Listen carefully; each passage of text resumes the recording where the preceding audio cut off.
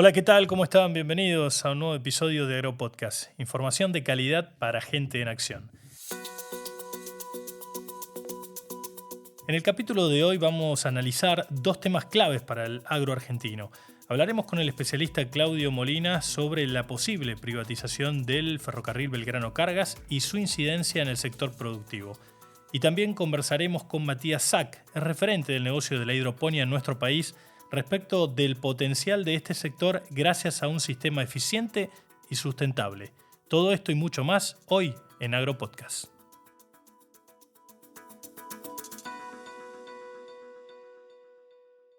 Estás escuchando Agropodcast.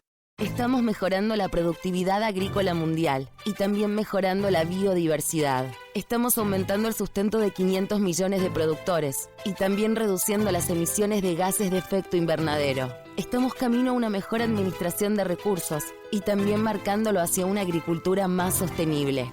En Corteva, estamos produciendo un mejor futuro para nuestros productores, para nuestros consumidores y para nuestro planeta. Estamos presentes siempre. Corteva, sigamos creciendo. Desde NERA te ayudamos a potenciar tus agrofinanzas de forma personalizada. Somos un ecosistema digital con múltiples bancos y opciones de pago y financiamiento. Con toda la información que necesitas para tomar las mejores decisiones financieras. Siempre a tu manera. NERA, el agro a tu manera. Ya estamos en comunicación con Claudio Molina, especialista en bioenergía y en el sector ferroviario. ¿Qué tal, Darío? ¿Cómo andás? Queríamos hablar puntualmente del ferrocarril y el impacto que tiene este transporte en el sector agroindustrial argentino. ¿Cómo estás viendo, por ejemplo, el Belgrano Cargas, que ha venido creciendo en capacidad de transporte desde lo que es la producción del NOA hacia los puertos del Gran Rosario, por ejemplo? Mira, la situación general del sistema ferroviario argentino es por demás complicada. El ferrocarril para un país tan extenso como Argentina es fundamental, pero lamentablemente en este país se transporta no más del 4%, se llegó a transportar 2 años atrás el 4,4% de todas las cargas formales de la Argentina. Y digo formales porque también sabemos que hay alguna carga sin papeles. En Australia ese porcentaje es el 35%, en Estados Unidos es casi el 40%, o sea, los países que compiten con nosotros o nosotros competimos con ellos en los mercados internacionales de productos agrícolas y agroindustriales tienen un uso del modo de transporte ferroviario mucho más intensivo. Entonces empezamos por ese tema, estamos mal parados. La red en general tiene un estado de regular a malo muy malo, solo una muy pequeña parte está en muy buen estado, el resto no lo está. En el mejor momento nuestros ferrocarriles llegaron a tener una red de 43.923 kilómetros y había una red adicional de cerca de 3.000 de ramales industriales, pequeños ramales para conexión de establecimientos ganaderos, forestales, agrícolas. Se están desaprovechando las externalidades positivas que genera el ferrocarril en reducción de costos, evita congestiones grandes y los vemos en épocas de cosechas, por ejemplo en el Gran Rosario. Evitamos así muertes, mejor uso de tierra, la huella de carbono se reduce significativamente, por ende las emisiones dañinas a la salud. Bueno, hay una serie de ventajas que no las sabemos aprovechar. Y después hay otros conflictos que no salen a la luz. Muchos acopios en el interior sufren cuando usan el ferrocarril extorsiones de algunos empresarios pequeños del transporte automotor de carga. Se le echa la culpa al sindicato de camioneros y en general no son ellos los que extorsionan, sino las patronales. No todas, estoy hablando, no quiero generalizar, pero hay situaciones muy feas. Esto se da en el interior, y después tenemos otras zonas del interior profundo de la Argentina que no cuentan con servicio, y muchas veces el tren está, pero el servicio no está disponible o las tarifas no son compatibles. Entonces tenemos un problema estructural que arreglar, y lo que está planteando el gobierno no es la solución. Es una cuestión de falta de política tener desarrollado un ferrocarril en un país, porque el ferrocarril por lo general se habla de que por lo general genera pérdidas para la economía o para un Estado en caso de que sea administrado por el Estado. ¿Vos considerás que eso es así? Bueno, hay que dividir lo que es la operación de carga de la de pasajeros. El pasajero en todo el mundo, salvo corredores específicos, es deficitario y el Estado aporta subsidios porque valora las externalidades positivas que tiene el ferrocarril de pasajeros. Pero no financia el ferrocarril la operatoria de pasajeros, la que la financia es la operatoria de cargas.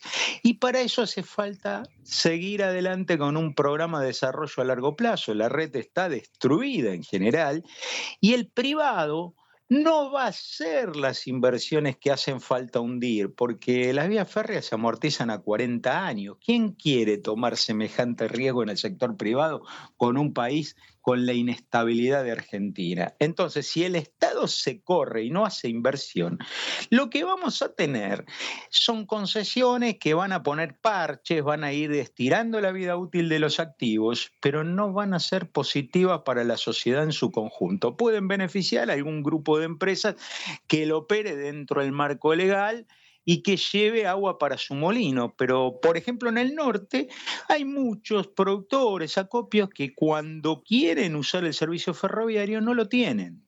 Claro. Entonces, ese problema difícilmente se arregle. O sea que vos estás No, por en favor. contra de la posibilidad de que se privatice, por ejemplo, el Belgrano Cargas, como anunció el gobierno. Está mal planteado, por desconocimiento, por prejuicios, por vaya a saber qué motivos. Están planteando una segmentación tan grande, considerando que Argentina genera muy poca carga por kilómetro cuadrado de territorio. Entonces necesitamos reforzar la densidad de carga y esto va en sentido contrario. Abren hijuelas por todos lados y se torna inviable la operatoria. Días pasados, el ex ministro de Infraestructura del gobierno de Milei, el doctor Ferraro, planteó más o menos esto: la segmentación lleva al fracaso.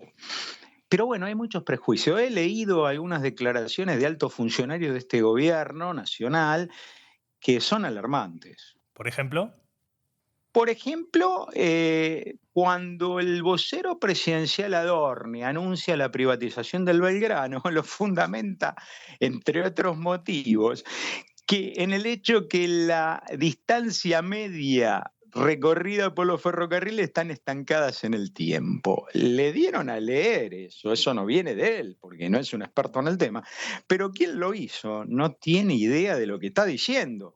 La distancia media no es un parámetro de medición de la operatoria ferroviaria, en tal caso lo es la densidad de tráfico, las toneladas por kilómetro transportadas.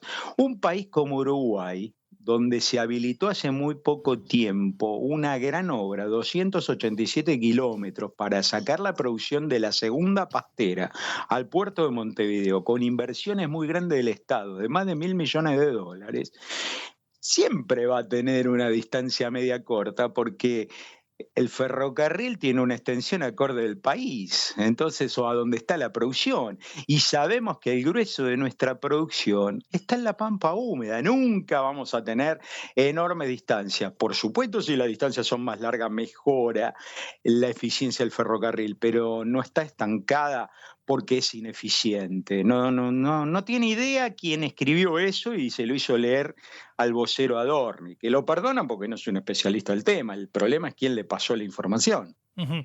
Igualmente, en relación al camión, es mucho más eficiente el tren. ¿Vos pensás lo mismo?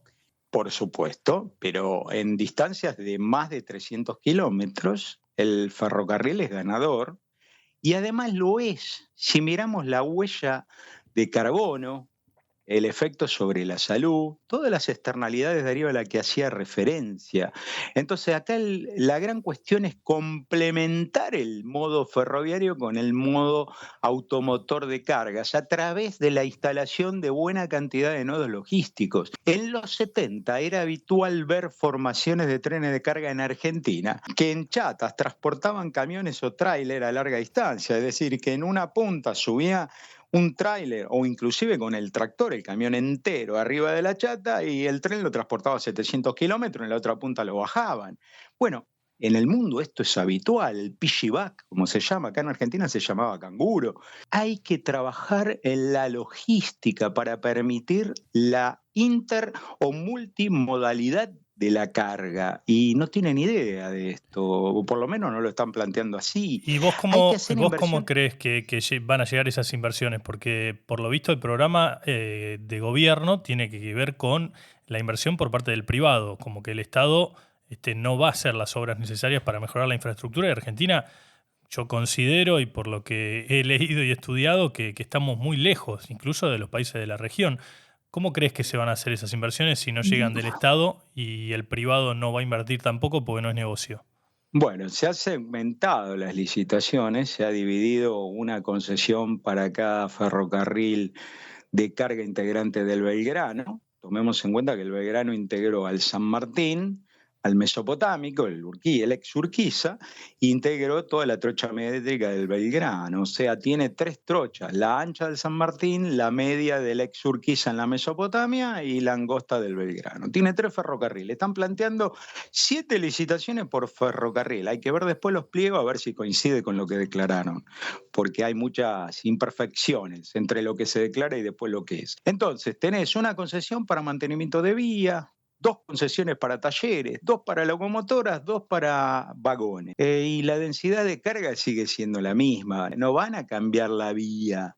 Solamente en algún corredor chico puede ser que hagan vía nueva, pero si no hacemos vía nueva, está destruida la red. A Tucumán, desde Rosario a Tucumán, porque de Buenos Aires a Rosario se hizo casi a nuevo, de Rosario a Tucumán, el tren de pasajeros tarda como 30 horas. Entonces, tenés 1000 kilómetros de vía que no se van a hacer a nuevo. En algún caso se le puede hacer un mantenimiento pesado, van a estirar la vida útil y van a cobrar peaje, que no sabemos cuál es el valor, habrá que ver los pliegos, sobre la base de obras que se hacen muy por arriba. Y el ministro Sturzenegger, más allá de una serie de errores históricos que expuso en un tuit, dice que no importa la velocidad a la que circula el tren de cargas, lo cual es un error grosero. Sí que importa, porque existe la necesidad de una muy buena rotación del material rodante. Si un tren te tarda 20 días, como ha pasado, con una carga de azúcar desde el NOA hasta Retiro, para transportar una cantidad significativa necesitas muchas formaciones, cuando de la otra manera, si circulara un promedio de 60, 70 kilómetros por hora, te cambia significativamente esa rotación, es mucho más seguro. Pero bueno, no han estudiado bien la temática, y esto lo ha expresado, reitero, el ex ministro de Milei, el doctor Ferraro. Claudio, te agradecemos como siempre que hayas estado con nosotros en AgroPodcast. Te vamos a convocar en alguna otra oportunidad para seguir hablando de estos temas tan apasionantes y también, por supuesto, de la bioenergía, los biocombustibles, otro de los terrenos que también sabemos que sos un experto. Un saludo a toda la audiencia. Ahí pasaba entonces Claudio Molina, es especialista en biocombustibles y también asesor del sector ferroviario. Estás escuchando AgroPodcast. Ya estamos en comunicación con Matías Sack, especialista en hidroponía, integrante de Ablic Agro. Hola Darío, ¿cómo estás? Para arrancar, ¿nos podés contar un poco de qué se trata la hidroponía, cómo funciona y cuáles son las diferencias con lo que conocemos como la agricultura tradicional? Bueno, la hidroponía es un cultivo que hoy en Argentina es alternativo a las producciones a campo, ¿sí? Es un cultivo que se realiza en agua. Hidro viene de agua, poña de trabajo. Es un cultivo ya milenario que viene de jardines babilónicos y a lo largo del tiempo se fue modificando y se fue adaptando ya a un sistema más productivo. En realidad la hidroponía se engloba, se incorpora dentro de lo que son los cultivos sin suelos, ¿sí?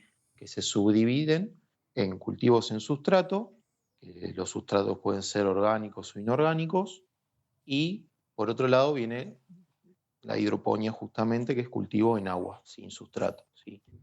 Dentro de los cultivos en sustratos tenemos varias alternativas de producción, cultivos de tipo NGS, como es el que trabajo yo en Ablic Hidroponía, cultivos en sacos o en macetas, que se usa mucho para lo que es floricultura. Dentro de la hidroponía hay varios tipos de cultivo también, que pueden ser NFT, que es un sistema por ahí el más conocido, es un sistema de caños donde circula una lámina de agua con nutrientes, sistema de floating o raíz flotante, que es si fuera un piletón con planchas de telgopor donde están flotando las plantas, y también NGS tiene un sistema de cultivo sin sustrato en hidroponía. ¿Y en Argentina qué sistema se utiliza? En Argentina se utiliza en sustrato el sistema NGS, y hoy somos dos las empresas que lo estamos empleando. Se utiliza el cultivo en sacos, es el método de cultivo más difundido, ¿sí? Por un tema de costos, de facilidad de implementación. Cabe aclarar que lo que son cultivos en sustrato se usan más que nada para plantas de fruto, como son la frutilla, como es el tomate, y lo que es cultivo en hidroponía, sin sustrato, en soluciones nutritivas, es más que nada utilizado para cultivos de hoja. ¿Y qué alimentos se están Em, haciendo acá en Argentina y también en el mundo? Digamos, ¿cuáles son los más comunes? Prácticamente cualquier planta se puede hacer en hidroponía. Nosotros lo que hacemos es sustituir el suelo, ¿sí? Salir de lo que es el uso de la tierra y darle a la planta en la solución nutritiva, que es el agua con fertilizantes diluidos, el perfil óptimo de fertilizantes y nutrientes que necesita la planta, en la medida justa, lo que nos permite expresar al máximo el potencial genético que tiene esa planta. Por eso vamos a ir a una verdulería y vamos a ver una planta de hidroponía y vamos a verla como si fuese de plástico, hermosa, impecable, tiene mayor durabilidad post cosecha y muchas otras características que se lo da justamente esto, la eficiencia en el uso de nutrientes y la frescura. Si tenés que nombrar ventajas y limitantes que tiene este sistema productivo, ¿cuáles son?